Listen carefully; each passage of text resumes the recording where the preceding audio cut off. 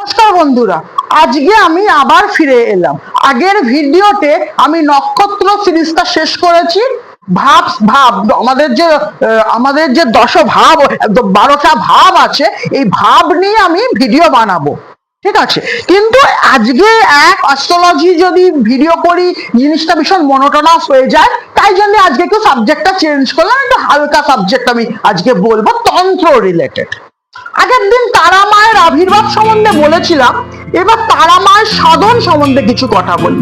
প্রথম আমরা তারা সাধন পাই হলো বৈশিষ্ট্য, মানে ব্রহ্মার পুত্র বৈশিষ্ট্যের আমরা পাই তারা সাধন করার, যিনি রামচন্দ্রের কুল পুরোহিত ছিলেন, কুলগুরু ছিলেন, যিনি রামচন্দ্রের, অযোধ্যার রাজা রামচন্দ্রের।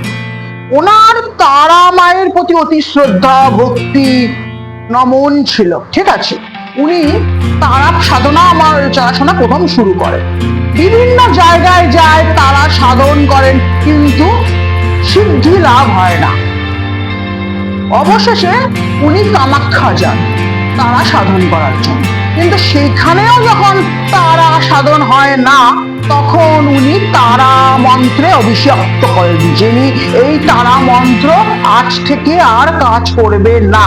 তখন ভগবতী মায়া, মহামায়া ওনাকে দেখা দেন, বলেন যে তো আপনার এই পূজা পদ্ধতিটা ভুল, আপনি তিব্বত তথা মহাচীন যান, ওইখানে বুদ্ধরূপী বিষ্ণু আছেন, যিনি তারা সাধন করছেন, উনি আপনি ওনার কাছে যান, উনি আপনার আচার শেখাবেন কিভাবে তারা সাধন করতে হয়। সেখানে যান, উনি যান মহাচীন তথা তিব্বত যান, উনি বুদ্ধরূপী বিষ্ণুর কাছে এই সাধনটা শেখেন, কিভাবে চৈনাচারে কি করে পঞ্চমকারে তারা সাধন করতে হয়, সেই সব প্রক্রিয়া শিখে আসেন, ঠিক আছে।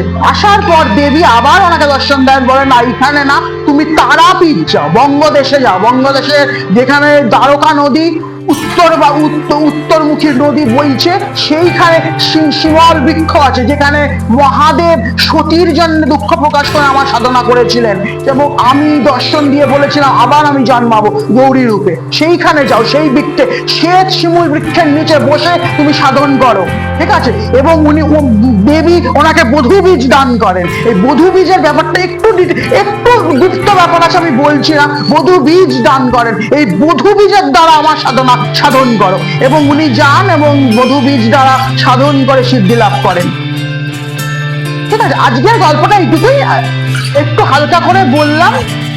অ্যাস্ট্রোলজি নিয়ে রোজ বলছি, মনোটোনাস হয়ে যাচ্ছিল বলে। একটা কথা বলে দিই অডিয়েন্সকে, যে আপনারা ইউটিউবে চ্যানেলটা সাবস্ক্রাইব কেন করছেন না? ইউটিউবে যদি চ্যানেল সাবস্ক্রাইব না হয়, তাহলে আমার ভিডিও করার কোনো ইন্টারেস্ট উৎসাহ থাকে না। অবশ্যই সাবস্ক্রাইব করুন। আপনারা দেখে বেরিয়ে যাচ্ছেন, আপনারা ইউটিউবটাকে অবশ্যই সাবস্ক্রাইব করুন।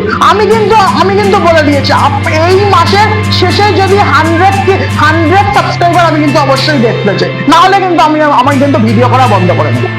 এটা কিন্তু আপনাদের আমি বলে দিচ্ছি।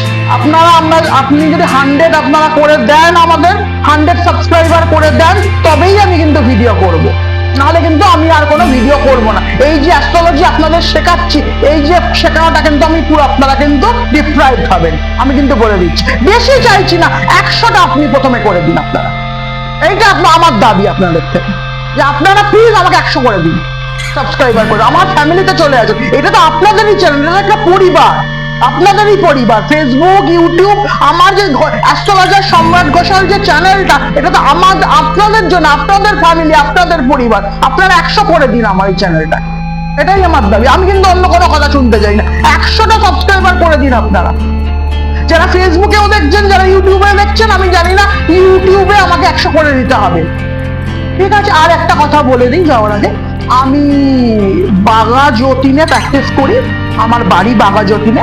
এমনি নিজস্ব চেম্বার আমার কিছু নেই, আমি এইখান থেকে ক্লায়েন্ট দেখি।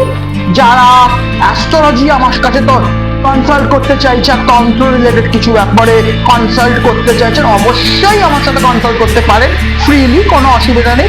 আমার হোয়াটসঅ্যাপ নাম্বার, ফোন নাম্বার হলো 7596947437, আমার দেওয়া থাকে, কোনো অসুবিধা নেই, গেলেই দেখতে পাবেন।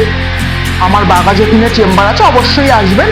তাই তাহলে এইখানেই আমি আমার ভিডিওটা শেষ করছি, কিন্তু যাওয়ার আগে আমি আমার ইষ্টা তারা মাকে নমন করছি। ওম তারা ওই বিদ্মহে মহা উগ্রা ওই ধীমহি তন্নো দেবী প্রচোদয়াৎ। জয় গুরু মা, জয় গুরু মা, জয় গুরু মা।